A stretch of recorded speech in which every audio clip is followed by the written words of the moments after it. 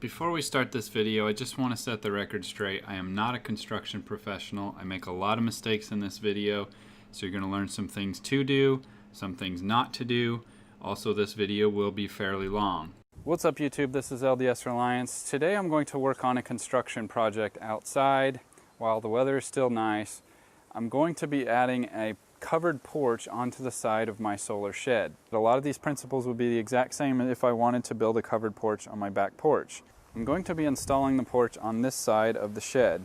So basically what I'm going to do is I'm going to come out about 8 feet from the side of the shed, and I'm going to put a roof over the top at the same pitch as the roof here, and that's going to cover up my water catchment system as well as some equipment I need to put out here.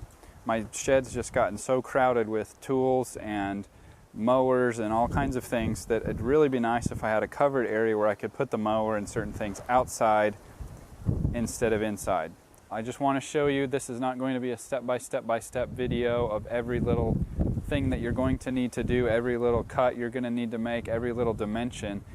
What it's going to be more of hitting the highlights. What general things did I have to do, in what order, what are the things to look out for, and so forth and so on. One of the first things that I thought of when I started thinking about building this project was, how was I going to attach these posts into the ground? And the first answer that always comes to mind is concrete, and that would be a valid way to do this. However, in the interest of keeping costs down and keeping complexity down, and also with the ability to take it out someday if I sell my house and they don't like the shed, or if I want the space for something else later, it's much easier to take it out if you do not use concrete. So I went to my local hardware store and I started trying to look around for ideas. What else could I attach this to? And I'd seen some little concrete products, some little pylons that you can attach posts to and so forth, but that wasn't giving me much confidence that it was going to stay put. So I kept looking, and finally I found the answer. This is a piece called the Groundmaster, and it's a post system that drives down into the ground. It's got 30 inches of travel here, and it goes down into the ground, and then the top is a square that holds the 4x4 stock that I already have. So while these were 20 bucks a piece, it fit the bill for being able to take it out quickly if I needed to without a whole lot of effort. So after deciding how these posts were going to be set into the ground, I needed to get some materials. So I'm going to make the roof trusses out of just a normal 2x4. That will be, I didn't need to use treated lumber on that because it's going to be sheltered by the roof itself.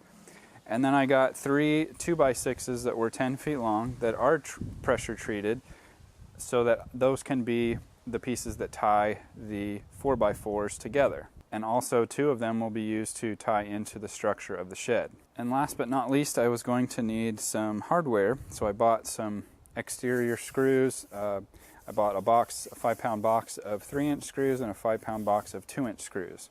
So this will cover all the materials that I'm going to need for the structure itself.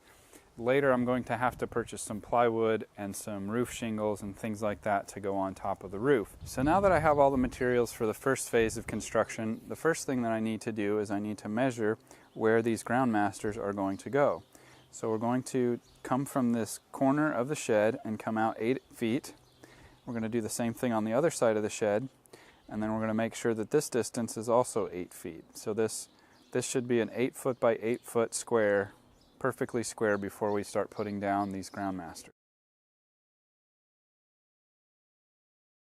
That does it for part 1 of this video series. Thanks for watching. If you haven't already, hit subscribe and check out some of my other videos.